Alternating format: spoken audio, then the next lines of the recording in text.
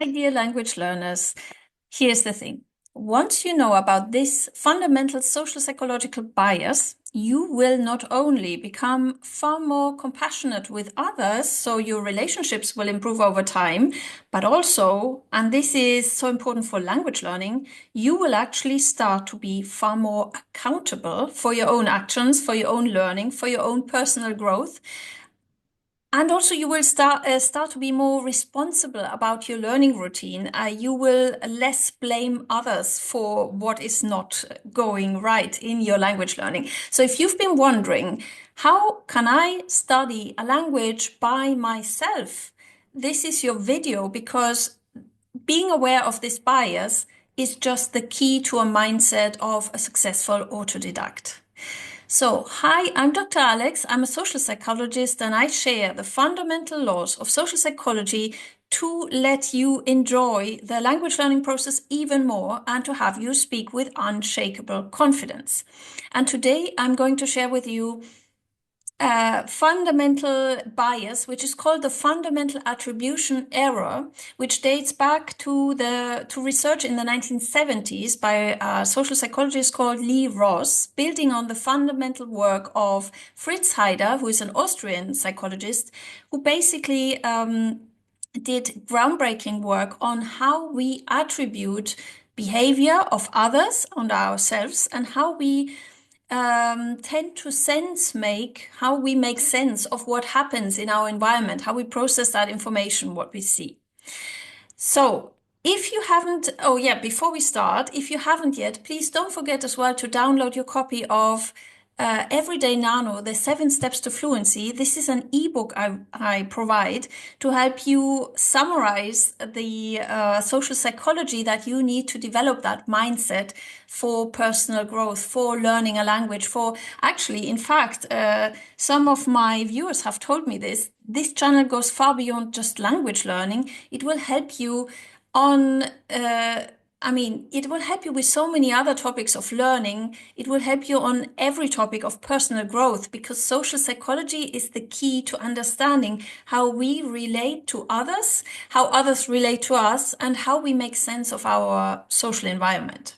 So, what is the fundamental attribution error? It basically means that we have a bias in attributing, whenever we see successes of others, we would then attribute the reasons for that to situational factors. We might say, okay, this person was very successful because he or she was lucky.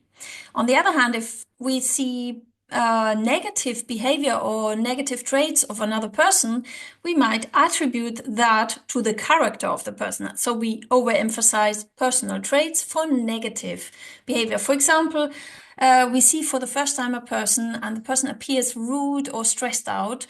We then say, oh, this is a very rude person without even knowing the person. It might have been that the person just is going through a very hard day or is taking medication that makes him or her feeling stressed out. Well, we don't know, but we tend to then overemphasize character traits. And now, on the other hand, with ourselves, we do the inverse. With ourselves, we tend to actually, whenever we have successes, we say, oh, yeah, this is due to our own,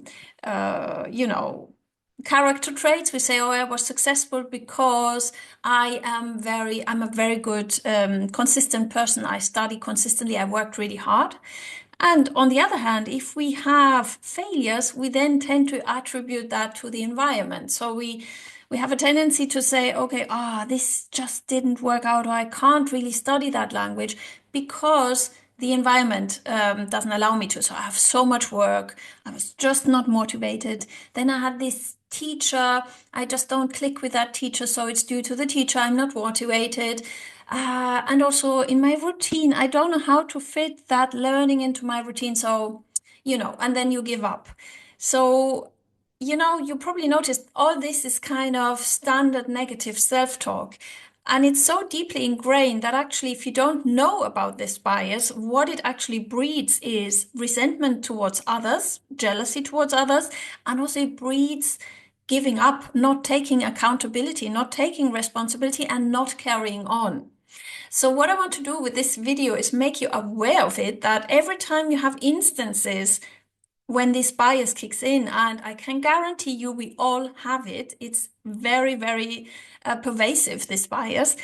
I would like to share with you 3 steps how you can flip it to the positive. So the first step, obviously, is knowing about it and then recognizing whenever you do that with yourself, that you turn that to the positive so that for your personal growth, for your learning, for your language learning, you take accountability. So here's step number 1. You know about it, and whenever you have a moment where you say to yourself, "Oh, I just can't do this," you ask yourself this question. You ask yourself, okay, this doesn't work out at the moment, but what might be the reasons for it? What can I do differently that I can accommodate my objective into my routine? Or even you might ask yourself, and this is what I do often, if something doesn't work out, and this is step number 2, you ask yourself the question, not only what can I do differently? You ask yourself the question, now, is my objective right? Can I revise, or do I need to revise my objective? Most of the time, and this is my own personal experience, my objectives were too big. And so I suffered from overwhelm. And then when the fundamental attribution error kicks in, you then tend to blame others for that, or the environment, or the social context, or my weekly routine. And especially when I worked 60-hour weeks, I always tended to blame, oh, my lifestyle is just so busy. I have my family, I have my work, so I can't, blah, blah, blah. And so what I now tend to do, learning from that, is actually assessing my objectives. Maybe these objectives were too big. How can I put them into a smaller package and then make them more achievable with less overwhelm by just realizing, okay, this is a more doable objective, maybe having smaller chunks of time as well, and through that, avoiding procrastination. For those of you who have watched my video on how to avoid procrastination, it's all about this, just having small chunks. So whenever you put yourself an objective for example, the next year, what I tend to do now is I actually chunk that down into in the next month. I just think about the next month, or even in the next week, I want to achieve X, Y, Z. And rather than having this big mountain of, I don't know, in the next year I want to learn speaking Mandarin fluently. No, it won't work out like that. You need to chunk it down to small steps. So that's step number 2, assessing your objectives. And step number 3, and this helps you also how you go through the world, and then becoming more self-compassionate, taking accountability for your own learning goals, but also relating to others in a more compassionate way. So whenever you feel yourself going, oh, this other person seems to learn languages just like that. And then when jealousy kicks in, and I mean, jealousy is nothing else than your brain tells you what you actually want. This is a dream of yourself. So you feel, I want to be like that as well.